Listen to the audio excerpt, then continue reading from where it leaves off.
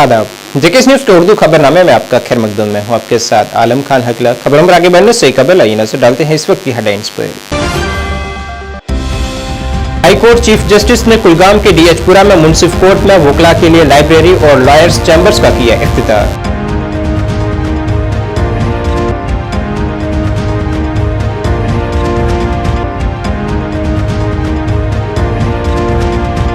उमर अब्दुल्ला ने पार्लियामेंट में बरसरे इक़्तिदार के रवैये पर उठाए सवाल, कहा जल्द असेंबली इंतखाबात के लिए हैं पुरुम्मीद।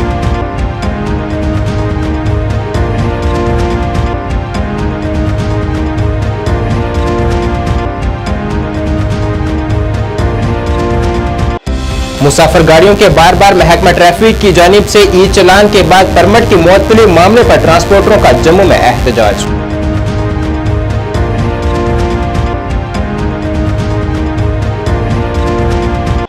और अनंतनाग में लेवेंडर किसानों की आमदन में इजाफे के साथ साथ सयाहों को भी कर रहा है रागिब।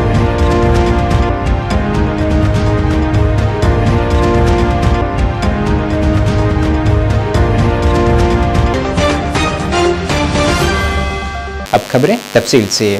जम्मू कश्मीर और लद्दाख हाई कोर्ट के chief justice justice N Koteshwar Singh ने आज कुलगाम के डीएचपुरा में मुंसिफ कोर्ट में वकला के लिए लाइब्रेरी और लॉयर्स चैम्बर का इफ्तिताह किया है, जबकि इस मौके पर मुंसिफ कोर्ट डीएचपुरा में वकला से उन्होंने खिताब भी किया है। इस मौके पर उनके हमरा जिला तरक्याती कमिश्नर कुलगाम और एसएसपी कुलगाम के साथ साथ कुलगाम बार एसोसिएशन और बार एसोसिएशन डीएचपुरा के मेंबरान भी मौजूद रहे।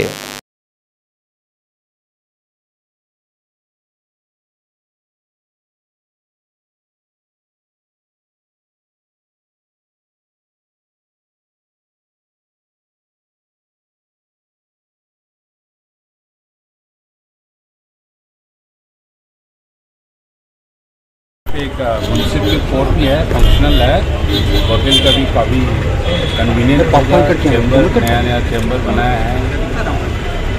तो जरूर हम समझते हैं कि यहाँ पे केसेस हैं जिसमें जस्टिस एक्सेसिव जस्टिस इसमें काफ़ी हेल्प करेंगे। तो अच्छी बात है और इतनी सुंदर जगह आप देखिए और I think with the help of all the local people become a very vibrant court and it will take care of the requirements of all the people staying nearby who are staying far off from the headquarters. Sir युवा lordship में है, उसके लिए police की क्या कर रही है?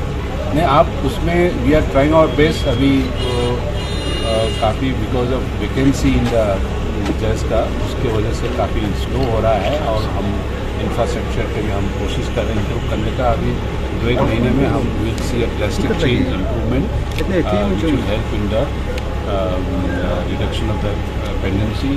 आपने सुने होंगे 69 मुंसिफ्स हैव बीन ऑलरेडी रिक्रूटमेंट चल रहा है इनका process. Formal appointment will be issued with in month और सो।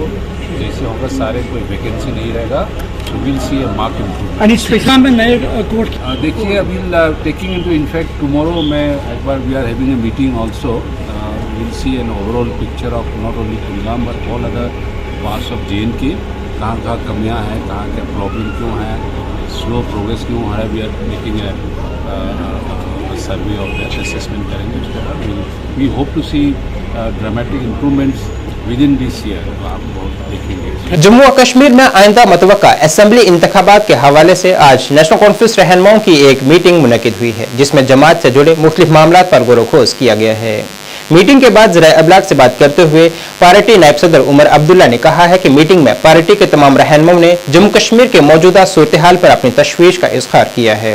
उन्होंने हालिया पार्लिमानी इजलास में हिज़्ब इख्तिलाफ के तय स्पीकर और हुकूमत के रवैये पर भी सवाल उठाए हैं। उन्होंने कहा है कि हम पुरुम्मीद हैं कि जल्द असेंबली इंतखाबात होंगे। इंतखाबात से कबल किसी दूसरी जमात से इल्हाक करने से मुतल्लिक किए गए एक सवाल के जवाब में उमर अब्दुल्ला ने कहा है कि इसके मुतल्लिक फैसला पार्टी के सदर डॉक्टर फारूक अब्दुल्ला ही करेंगे। में रखते हुए नेशनल कॉन्फ्रेंस के सदर जनाब फारूक साहब ने वर्किंग कमेटी की मीटिंग बुलाई। 2 दिन का ये इजलास रहा। हमें सदर मोहतरम के तरफ से ये हिदायत दी गई थी कि हम मौजूदा सियासी सूरत हाल, नेशनल कॉन्फ्रेंस ऑर्गेनाइजेशन को और ज़्यादा मजबूत करने के तरीके और आने वाले इंतखाबात की तैयारी, इन सब चीज़ों को लेके हम अपनी बात सामने रखें। तमाम जो साथी इस मीटिंग में बुलाए गए थे उन्होंने अपने बातें रखी। मौजूदा हालात के बारे में हर एक नेशनल कॉन्फ्रेंस के वर्किंग कमेटी के जो ऑनरेबल मेंबर हैं उन्होंने खासकर जो जम्मू कश्मीर में अभी हालात बने हुए हैं उनके बारे में खदशात का इजहार किया, चाहे वो गिरफ्तारियों की बात हो, चाहे वो पकड़ दकड़ का जो सिलसिला चल रहा है उसको लेके हो, चाहे कानून के गलत इस्तेमाल की अगर हम बात करें उसको लेके। रोज़ बरोज़ जो बिजली का निज़ाम बिगड़ता हुआ नज़र आ रहा है उसको लेके लोगों ने बात की। बिजली की फीस दिन ब दिन जो बढ़ाई जा रही है उसको लेके नाराज़गी का इज़हार हुआ। राशन की किल्लत, राशन की कीमतें, जिस तरह जम्मू कश्मीर को हर लिहाज से धकेला जा रहा है और सताया जा रहा है, इन सब चीज़ों को लेके नेशनल कॉन्फ्रेंस के वर्किंग कमेटी के मेंबरों ने अपनी बात जो है सदर मोहतरम के सामने रखी। उमर साहब, जो पार्लियामेंट का इस वक्त एटमॉस्फेयर है वो आप भी मॉनिटर कर रहे होंगे। पार्लियामेंट का एटमॉस्फेयर जो है बात करना उस वक्त वो फ्रंट एटमॉस्फेयर नहीं लग रहा। जो दूसरा कि प्राइम मिनिस्टर ने 3 जगहों का नाम लिया, आने वाले टाइम में 3 स्टेट्स में इलेक्शन होंगे, जम्मू कश्मीर का नाम नहीं लिया गया। दूसरा के साथ में जो आज इंजीनियर रशीद का ओथ लेना एक रिस्ट्रिक्टेड अनकंफर्टेबल एटमॉस्फेयर। जहाँ तक ओथ लेने की बात है, ये अदालत का फैसला होता है, मैं इसमें कुछ नहीं कह सकता। अदालत ने जो फैसला लिया वो लिया। जहाँ तक पार्लियामेंट की हम बात करें तो मेरे साथ आगा रुल्ला साहब खड़े हैं, ये खुद स्पीकर की मनमर्जी के शिकार हुए हैं। खुद इनकी जो स्पीकर साहब के इलेक्शन के बाद तकरीर हुई उसमें से एक हिस्सा जो है काट दिया गया था क्योंकि स्पीकर साहब इनकी बातों से खुश नहीं थे। इसी तरह लीडर ऑफ द ऑपोजिशन की तकरीर का हिस्सा बीजेपी के कहने के बाद कटवाना, ये अपने आप में एक अच्छी बात नहीं है। जमहूरियत में हर किसी को अपनी बात रखने का जो है हक है। अगर गाली गलोच नहीं, अगर गलत अल्फाज इस्तेमाल नहीं किए गए तो इन चीज़ों को रिकॉर्ड से निकालने की जो है नौबत आनी नहीं चाहिए थी। लेकिन बीजेपी को अब कौन याद दिलाए कि 400 की तो उन्होंने बात की लेकिन 240 भी पार नहीं हुआ। बीजेपी को कुछ हद तक अपना रवैया बदलना चाहिए। वो इस अंदाज से बात करते हैं जैसे कि उनके 400 मेंबर पार्लियामेंट में है, उनके 240 हैं और 240 से आगे उनकी गाड़ी गई नहीं। हम उम्मीद करेंगे कि ऑपोजिशन को और ऑपोजिशन के मेंबरों को इस तरह जो है इनके साथ जो है व्यवहार नहीं हो। जो जम्मू कश्मीर का नाम नहीं लिया गया, जहाँ तक देखिए अब हम क्यों बार बार ये उम्मीद करें कि वज़ीर आज़म साहब जम्मू कश्मीर का जिक्र करेंगे। ठीक उससे कुछ दिन पहले वज़ीर आज़म साहब यहाँ आए थे, उन्होंने योगा किया। योगा के दौरान उन्होंने लोगों को यकीन दिलाया कि जल्द से जल्द इलेक्शन होंगे और लोग अपनी हुकूमत चुनेंगे। इसके बाद शक की गुंजाइश कहाँ पर है? इलेक्शन कमीशन ने अपनी तैयारियां शुरू की हैं। इलेक्शन कमीशन ने खुद कहा है कि वो इलेक्शन यहाँ जल्द से जल्द कराएंगे। होम मिनिस्टर ऑफ इंडिया ने कहा है कि सुप्रीम कोर्ट के वक्त की लगाई हुई पाबंदी से पहले इलेक्शन का सिलसिला जो है वो मुकम्मल किया जाएगा। मुझे नहीं लगता इसमें आप कोई शक की गुंजाइश है। इलेक्शन होंगे, हम उन इलेक्शनों के लिए तैयार हैं। उमर साहब, जो मीटिंग हुई क्या उसमें ये कुछ कंक्लूजन आया कि इंडिया अलायंस पार्टनर्स के साथ असेंबली इलेक्शन आप लड़ेंगे? ये बात सदर मोहतरम तक छोड़ दी गई है। सदर साहब जो इसमें बेहतर समझेंगे उनका फैसला हमारे सिरा। उमर साहब, जो एनिमी आर्म्स एक्ट की बात हो रही है कि एनफोर्स किया जाएगा जम्मू कश्मीर में, किस चीज़ का? Enemy arms act.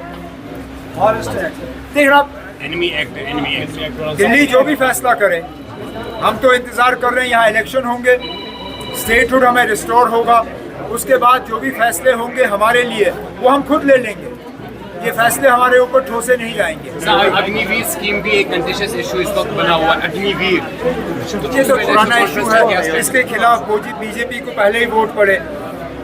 बीजेपी की हार की एक बड़ी वजह ये रही कि अग्निवीर को लेके उन इलाकों में जहां सबसे ज़्यादा लोग आर्म फोर्सेस की तरफ जाते हैं, उन्होंने इस अग्निवीर को कबूल नहीं किया है।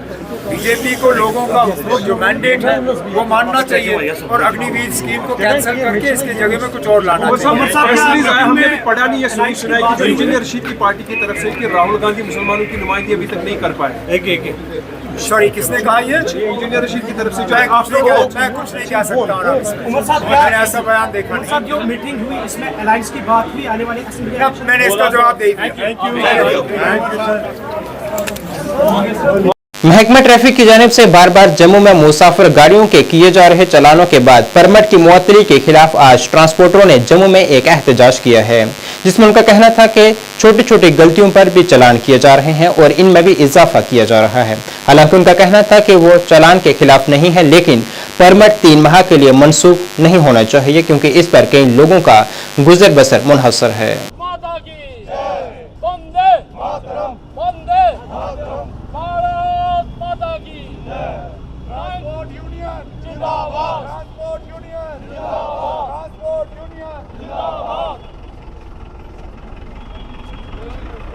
भारत माता की Vande Mataram, Vande Mataram.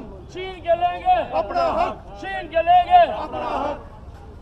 RTO office, RTO office. Black list जो गाड़ियां की गई हैं हमारी 8000 गाड़ियां ब्लैक लिस्ट की हैं। किसी भी गाड़ी को 5-15 चालान होते हैं, चाहे वो नो एंट्री का हो, चाहे वो सीट बेल्ट का हो। जब गाड़ी के डॉक्यूमेंट पूरे हैं उसके बाद इनको चालान कर रहे हैं और चालान जुर्माने भी पे कर रहे हैं और चालान सारे भुगतने के बाद उनको ब्लैक लिस्ट किया जा रहा है और ब्लैक लिस्ट करके 3-3 महीने परमिट सस्पेंड कर दिए हैं। पूरा साल यात्रा का इंतजार होता है और यात्रा के दौरान हमारे परमिट सस्पेंड कर रहे हैं। सस्पेंशन के बाद ट्रांसपोर्टर क्या, अगर ऐसे ही बोले एडमिनिस्ट्रेशन की ट्रांसपोर्टर घर में बैठ जाए, घर में बैठ जाएगा। जरूरी है उनको रोज कोई ना कोई रोज ड्रामा, रोज कोई ऐसा कोई ना कोई नया कानून लाके, अननेसेसरली जंगल के कानून लगा के उनको तंग किया जा रहा है और उसी के कारण ये प्रोटेस्ट। आज आप देख रहे हो इतनी गर्मी में ये सारा ट्रांसपोर्टर 500 के करीब ट्रांसपोर्टर इस समय इतनी गर्मी में रोष में है और इतना एडमिनिस्ट्रेशन के खिलाफ है। ना टीसी ऑफिस कुछ पता है, ना आरटीओ ऑफिस जाओ, वो कहते हैं कि टीसी साहब के पास जाओ, टीसी साहब के पास जाओ, आईजी के पास जाओ, आईजी ट्रैफिक जाए, वो बोलते चीफ सेक्रेटरी साहब ने किया है। अब हमारी गुजारिश है चीफ सेक्रेटरी से और एलजी साहब से कि इस मामले में दखल दें और हमें बताएं कि ट्रांसपोर्टर का क्या कसूर है। क्या एलजी साहब से मिलने की कोशिश की? अभी तक नहीं की है, अभी तक चीफ सेक्रेटरी साहब से की है, ट्रांसपोर्ट कमिश्नर से बात हुई है, आईजी ट्रैफिक से हुई है, अभी तक एलजी साहब से बात नहीं हुई है। एलजी साहब से भी बात करेंगे, मिलेंगे, उनसे भी बताएंगे कि ये इनका दुख दर्द ट्रांसपोर्टरों का क्या। देखिए सर, सरेआम गुंडागर्दी एडमिनिस्ट्रेशन की, बाहर की गाड़ियां आके वादी कश्मीर में लेवेंडर की काश्त कई अजला में की जाती है, जिसमें पुलवामा, गांदरबल और जिला अनंतनाग का सरहमा सर फहरिस्त है। सरहमा का लेवेंडर फार्म 640 कनाल अराजी पर फैला हुआ है और इसकी खूबसूरती सयाहों को अपनी तरफ मतवजा कर रही है। लेवेंडर फार्म का दौरा करने और इसके कुदरती नज़ारों से लुत्फ़अंदोज़ होने के लिए न सिर्फ सयाह बल्कि किसान भी दूर दराज इलाकों से यहाँ का रुख करते हैं।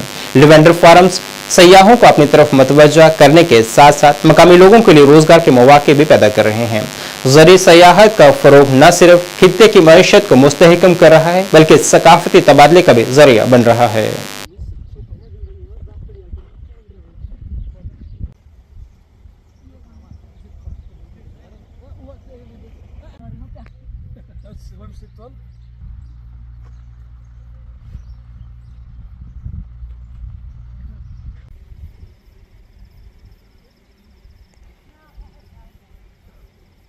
बेसिकली जो ये लेवेंडर फॉर्म है, इट वाज एस्टैब्लिश इन 2006 में। इसमें 1-2 स्कीम्स थे डिपार्टमेंट ऑफ एग्रीकल्चर के अंडर। एग्रोस्टॉल जी जो फॉडर क्रॉप बनाते थे। After that 2017 director of agriculture hand over to this farm to floriculture scheme. तो तब से पहले 1-2 कनालों में ये मुश्तमिल थे ये लेवेंडर फॉर्म, तो इतना अवेयरनेस लोगों के पास नहीं था। आहिस्ता आहिस्ता ये इसकी जो एक्सपेंशन, जो लैंड एक्सपेंशन है वो बढ़ने लगी और आज हमारे पास 8 hectares under the cultivation of lavender form. और HADP के अंडर होलिस्टिक डेवलपमेंट, ये हमारे लिए एक खुशकिस्मती की बात है कि जो स्कीम आई हमारे इस JNK में, तो इस बार हमने बहुत सारे मेडिसिनल प्लांट्स हमने इंट्रोड्यूस किए हैं यहाँ। फॉर एग्जांपल ये पुष्कर मूल है, मुश्कवाला है, सेंट जर्नियम है और है रोज़मेरी है। तो रोज़मेरी जो है ज़्यादा पसंद करते हैं लोग, इनका तेल और इसका चाय वगैरह जो भी है। और ख़ासकर नए युवा के जो अनएम्प्लॉयमेंट यूथ है, ख़ासकर जो युवा नए पीढ़ी के जो पढ़े लिखे हैं, वो ज़्यादा राग़िब होता है इस इस मेडिसिनल और इस लेवेंडर की तरफ से। तो प्रोडक्शन और इसका मुनाफा हम देखें कि इसका मुनाफा बहुत, मतलब ऐसे लैंड में ये इसकी कल्टीवेशन होती है। अगर किसी फार्मर ने कोई लैंड छोड़ भी दिया है, मतलब अनरिलेटेड कोई कुछ उगता नहीं है, बंजर जैसा है, तो ये क्रॉप वहाँ सर्व ज़्यादा करता है।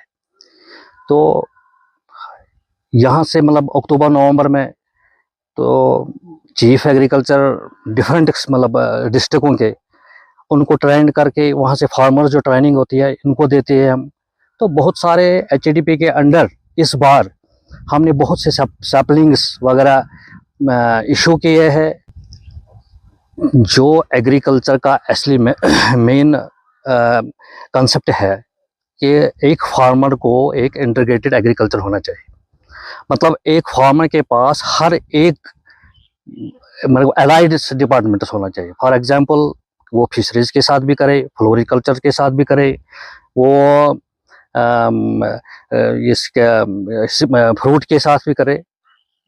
एक जो पर्टिकुलर एक कोई क्रॉप लेता है, इसमें तो मुनाफा है, तो साथ साथ में अगर वो इंटीग्रेटेड एग्रीकल्चर में ज़्यादा जोर देगी तो जो आज करते हैं वहाँ के, आज मतलब जो पढ़े लिखे जो नए युवा जो है वो इस पर ज़्यादा राग़िब हो जाते हैं। फॉर एग्जांपल हमारे एरिया में है जो जून श्रीगफरा है, इसके एरिया में यहाँ बहुत सारे ऐसे फार्मर्स हैं जिनके पास मतलब शीप हस्बेंड्री भी है, ये फ्लोरिकल्चर के साथ भी वाबस्ता है।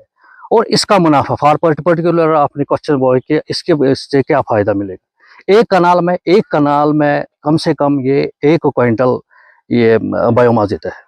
तो एक क्विंटल बायोमास में मतलब 100 लीटर में निकलता है, वो बिक रहा है। अगर मार्केट में अगर देखेंगे तो मार्केट में उसका वैल्यू जो है, इसका जो रेट है 12,000-13,000 तक।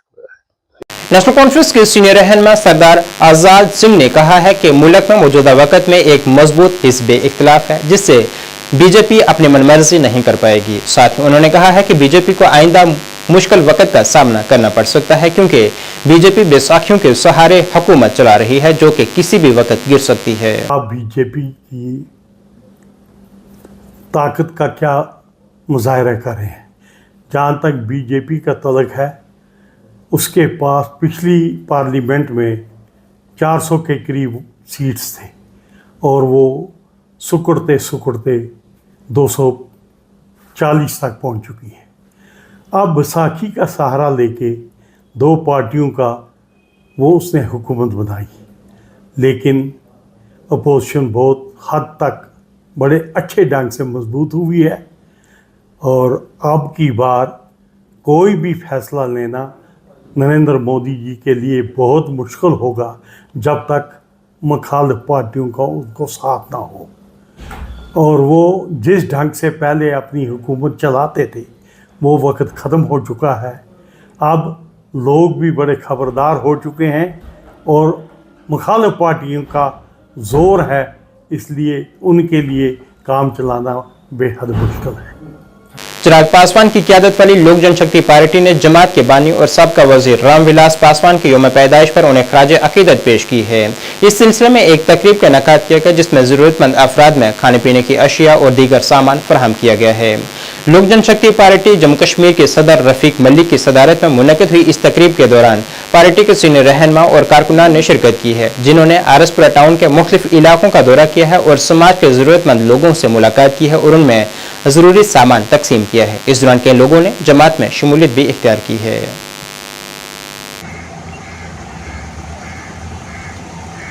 हमारा जो पासवान जी का जन्मदिन है आज जम्मू कश्मीर में क्या हिंदुस्तान में धूमधाम के लोग बना रहे हैं, क्योंकि उनकी याद में बना रहे हैं, क्योंकि ऐसे काम उन्होंने किए कि जो एक नई दिशा दी थी हर आदमी को, गरीब हो अमीर हो चाहे कोई भी कौम हो, सबको साथ लेके चले। आज हमने जो आरसपुरा का दौरा किया, यहाँ पे कुछ लोगों से मिलना चाहते थे, कुछ बच्चों से मिलना चाहते थे। यहाँ पे हमने जो गरीब लोगों के लिए हमें कुछ बच्चों को अपनी तरफ से देना था, तो वो दिया वगैरह वगैरह। तो जो अभी जो हमारे चिराग साहब हैं उनका भी यही है कि आज भी वो भी पटना में भी जन्मदिन मना रहे हैं सब मिलजुल के।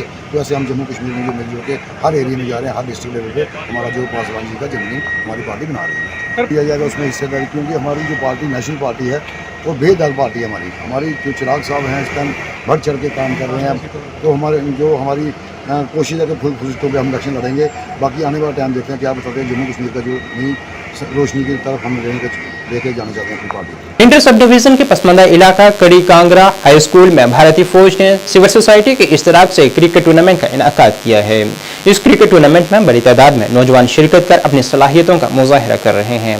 यह इस तरह के टूर्नामेंट का मकसद नौजवानों की सलाहियतों को बरवकार लाना और उन्हें गैर समाजी सरगर्मियों से दूर रखना है। 3 दिन से ये जो टूर्नामेंट हुआ है ये 49 RR के द्वारा ये करवाया जा रहा है। 49 RR ने इसे स्पॉन्सर किया है और साथ में हमारे ऑर्गेनाइजर हैं, यहाँ की यूथ है।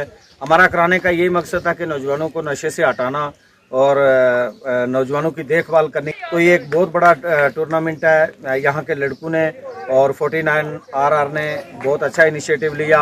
आज इस टूर्नामेंट में 14 टीमें ऑलरेडी एंटर हो चुकी हैं, तो बड़े अच्छे तरीके से मतलब स्मूथ ये टूर्नामेंट चल रहा है। कल 3 मैच हुए थे।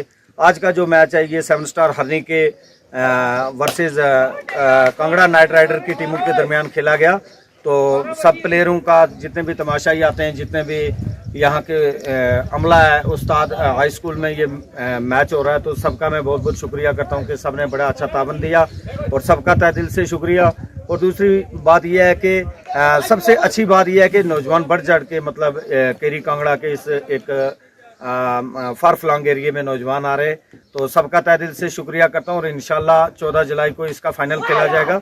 मैं सबको निमंत्रण भी दूंगा, मैं दावत भी दूंगा। बहुत बहुत शुक्रिया। हेल्प फाउंडेशन जम्मू कश्मीर ने पटन में एक रोजा सेमिनार और सेहत के प्रोग्रामों का एक सिलसिला मुनक़िद किया है, जिसकी मेजबानी अल-हुदा कॉलेज ऑफ एजुकेशन पटन ने की है। इस तकरीब का मकसद सेहत के अहम मसाइल को हल करना और मकामी कम्युनिटी को जरूरी खिदमात फराहम करना था। सेमिनार में मुआशरे में मंशियात के इस्तेमाल में खतरनाक हद तक इजाफे पर तवज्जो मरकूज की गई है। मुअज़्ज़ज़ मेहमानों और माहिरीन बशमूल SDPO Pattan Shahjahan Chaudhary, DSP doctor Irfan, SHO Pattan Khalid Fayaz और दीगर मुख्तलिफ नुमाइंदों ने इस तकरीब में शिरकत की है। मारूफ माहिर नफ्सियात डॉक्टर मुजफ्फर जान ने तुलबा बरादरी के मंशियात के खतरनाक असरात पर रोशनी डाली है और इस लानत के खिलाफ इज्तिमाई जदोजहद की जरूरत पर जोर दिया है।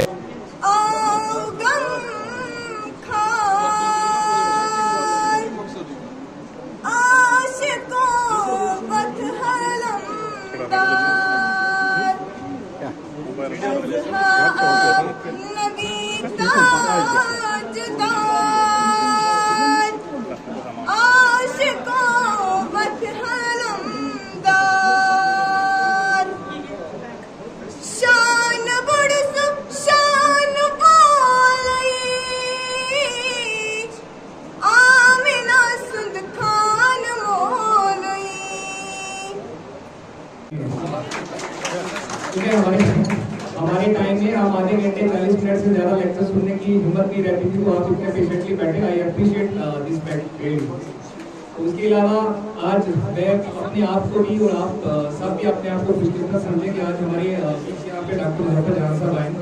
इनके साथ हमने श्रीनगर में भी बड़े सारे प्रोग्राम पहले भी हमने किए हैं और बहुत थारो नॉलेज ड्रग्स के बारे में जो है वो इन्हें है। आपके साथ बड़ा बाखूबी इन्होंने हर एक पॉइंट जो है आपके साथ शेयर किया है। उसके अलावा आज के इस प्रोग्राम की जो खास बात मुझे ये भी लगी कि जो हम हर जगह जिक्र करते हैं कि ये सिर्फ पुलिस की ही रिस्पॉन्सिबिलिटी नहीं है ड्रग्स पे काम करना, ये बाकी सोसाइटी का भी फर्ज बनता है कि वो भी खुल के सामने आए। तो इसी में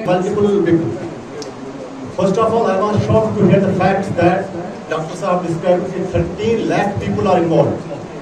I was going to share some empirical data with you. In that empirical data, it was by United Nations Drug Control Program. In that empirical research, there is fact of 1 lakh people from Kashmir region. But unfortunately, Dr. Saab mentioned that there is 30 lakh people from Jammu and Kashmir. Now, in that empirical research, out of 1 lakh, nearly 70 to 85 people, I have previously mentioned as well that 70 to 80% people are students. This community which is present here, and out of that 70 to 80%, about 90% in the age group of 17 to 35. Okay. So, without taking much of your time, I will just say one more thing. There is a golden crescent. People who are from geography background, they might be knowing. There are some countries which include Afghanistan and Pakistan as well. Most of the drug is being smuggled through LOC and international border. हमारा सब reason है, इसमें ऐसे programme शुमाली कश्मीर के बानीपुरा जिले के सुंबल के वांगीपुरा में एक ऑयल टैंकर आज दरिया जहलम में जा गिरा। इत्तला के मुताबिक दरमियानी शब श्रीनगर से सुंबल की तरफ जाने वाले एक नामालूम ऑयल टैंकर वांगीपुरा चेकपोस्ट के करीब सड़क से फिसलकर ड्राइवर समेत दरिया जहलम में जा गिरा, जिसके बाद ड्राइवर और टैंकर को निकालने के लिए तलाश शुरू की गई और आखिरकार लाश को निकालकर तिब्बी कानूनी कार्रवाई के लिए CHC सुंबल मुंतकिल कर दिया गया। मरहूम ड्राइवर की शिनाख्त जतिंदर सिंह वल इंद्रजीत सिंह साकना रियासी के तौर पर हुई है।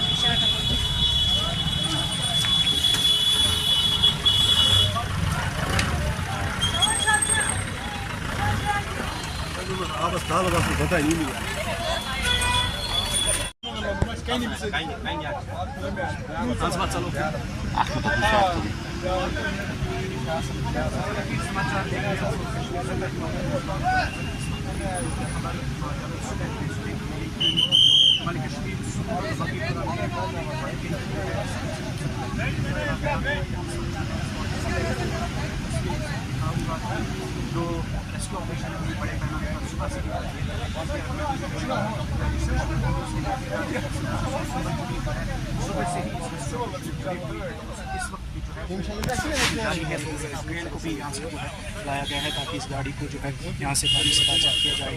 तो लाइव तस्वीरें आप लोग थे, इस वक्त SDRF की टीम और जम्मू कश्मीर पुलिस के अधिकार लगातार इस रेस्क्यू ऑपरेशन में जो है काम कर रहे हैं।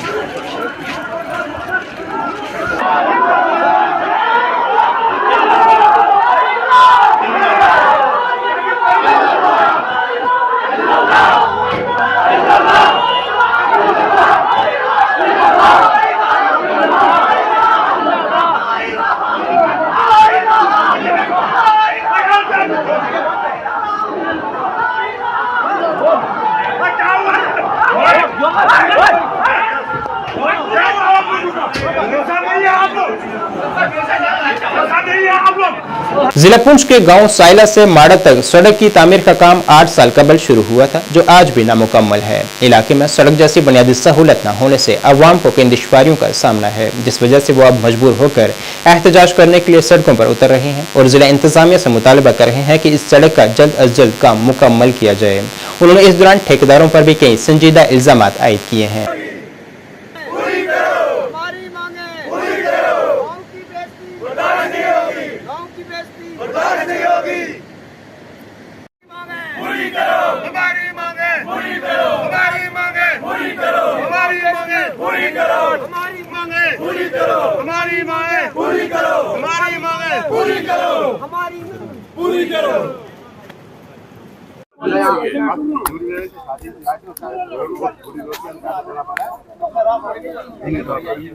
दिक्कत है, परेशानी है बस।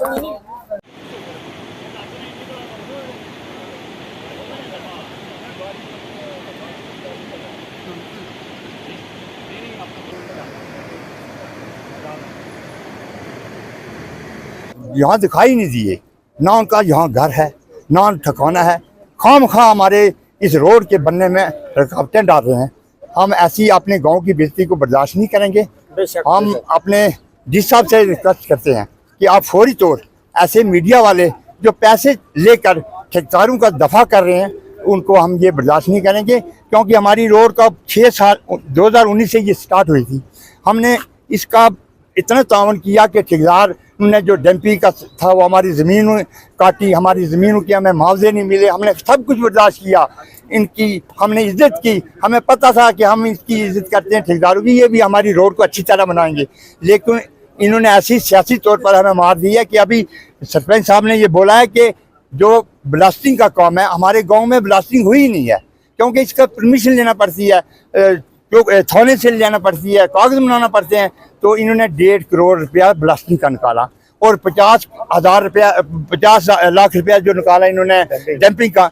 2 करोड़ रुपया इन्होंने जो निकाला और 2 करोड़ इस सड़क पर लगा देते तो हमारी रोड कंप्लीट हो जाती। अब जो ये दंगे बने हैं या ये कहते हैं कि ब्लैकमेल वगैरह हुए, ये लोगों ने मनाए हैं, यही दिखाई देते हैं। बाकी उनका अर्थ वर्क जो है बिल्कुल जीरो है। तो जो लोग ये बातें करते हैं, ये गांव के रहने वाले नहीं है, इनका कोई ताल्लुक नहीं है, इनका कोई मकान नहीं है, कोई कुछ नहीं है। ये और ऐसी बातें कर रहे हैं। इससे पहले कहते थे ठेकेदार जो हैं ये गलत हैं, ठेकेदारों ने काम नहीं किया। 10 दिन के बाद जब पैसे मिले, अब ठेकेदार अच्छे हैं, उनका डिफेंड कर रहे हैं। ऐसे लोगों को हम बर्दाश्त नहीं करेंगे कि कैमरा लेकर या मोबाइल लेकर फिरते हैं कि हम मीडिया वाले हैं। मीडिया वाले हम आपको नहीं समझते। हमारे गांव में अगर मदाखल करेंगे, अब कभी बर्दाश्त नहीं करेंगे, ताकि इसको देखकर हमारी रोड को जल्द से जल्द यानी कि इसको काम किया जाए। तो शुक्रिया आपका बहुत, जो आप आए हमारी आवाज़ प्रोटेस्ट को सुनकर और आगे तक ही हमारी बात पहुँचाना। बहुत बहुत रहमान रहीम। आज हमने ये जो प्रोटेस्ट रखा है, इसका मकसद ये है कि हमारी देरीना मांग और बहुत पुरानी मांग थी, क्योंकि ये हर गांव की, हर आवाम की और हर इलाके की ये मांग होती है, वो है सड़क। यहाँ इस सड़क के मंजूर करवाने में हमारे लोगों का बहुत बड़ा योगदान रहा है। हमारी पूरी टीम, पंचायत माड़ा ए हो, पंचायत माड़ा बी हो, यहाँ के मोज़ीन हो, यहाँ के जितने भी शहरी हैं, उनने बड़ी जदोजहद करके इस रोड को मंजूर करवाया था। यह है कि आज तकरीबन 8 साल गुजर चुके हैं इस रोड को कंप्लीट करने में, और ये अभी तक कंप्लीट नहीं हुई है। और कंप्लीशन की जो मेन वजह ये है, जो ठेकेदार साहिबान थे यहाँ पर, कोई भी आदमी गांव का हो, माड़ा पूरी पंचायत जो है, चाहे वो माड़ा ए की पंचायत हो, माड़ा बी की पंचायत हो, हर फर्द ने, हर शख्स ने जो है, हर लिहाज से जो है, ठेकेदार साहिबान हो, चाहे वो महकमा हो, उसका जो है तावन किया है। साहिबान ने इस रोड को बनाने में जो यहाँ पर मिस अप्रोप्रिएट किया है गवर्नमेंट का पैसा, गवर्नमेंट का जो पैसा जो है गलत इस्तेमाल हुआ है। जब हमने भी 3, 4 साल, 5 साल हमने भी ये सब्र किया, हमारे लोगों ने कहा कि ठेकेदार साहिबान के ख़िलाफ़ हमारी तरफ से कोई आवाज़ नहीं उठनी चाहिए, क्योंकि ठेकेदार साहिबान जो हैं, हमने उनका तावन किया है, उनने इस रोड का जो अर्थ वर्क है उसको कंप्लीट कर दिया है। एक हमारा लाइजान है, एक हमारा सिस्टम है। लेकिन जब हमने जांच पड़ताल की, जब हमने पेपर जो उनकी छानबीन की, जब हमने पेपर निकलवाए, तो हमें पता चला कि यहाँ पर बहुत बड़ा घपला हुआ है, बहुत बड़ा स्कैंडल हुआ है। हमने समझा ये हमारा पैसा खर्च कहाँ हुआ, इतना पैसा था उस पर सिर्फ ये अर्थ वर्क हुआ है और ये जो कुछ सीडी वर्क हुआ है, डंगे वगैरह बने हैं, लेकिन ये बाकी पैसा कहाँ गया है। तो हमें पता चला कि इस रोड पर जो 4 डंपिंग यार्ड जो थे वो बनाए जाने थे, उन पर उनने जो मलबा जो है रोड का वहाँ डालना था। और उस डंपिंग यार्ड 4 डंपिंग यार्ड में से कोई भी आदमी यहाँ पर कहे कि किसी भी डंपिंग यार्ड में 1 तोला 1 किलो जो है वो मटेरियल जो मलबा था वो नहीं डाला गया और उसके 40-50 लाख बिल जो है ऐसे ही निकाल लिए ठेकेदार साहिबान ने। फिर उसके बाद हमें सबसे बड़ा पता ये चला कि यहाँ पर सब लोग कहेंगे यहाँ पर कोई ब्लास्टिंग हुई है जनाब? कोई ब्लास्टिंग हुई है? कोई यहाँ पर ब्लास्टिंग नहीं हुई है। एक आने की ब्लास्टिंग नहीं हुई है, एक ब्लास्टिंग भी नहीं हुई है। यहाँ पर जितना वर्क हुआ है मशीनों से हुआ है, कटर से हुआ है और यहाँ ब्लास्टिंग की कहीं जरूरत ही नहीं पड़ी। और 1.5 करोड़ रुपया, आप लोग ये समझे कि 1.5 करोड़ रुपया यहाँ पर ब्लास्टिंग का जो बिल है वो ड्रा किया गया है। नाज़रीन, इस वक्त के उर्दू बुलेटिन में बस इतना ही। मुझे मेरी टीम के साथ दीजिए इजाजत। अल्लाह हाफिज़।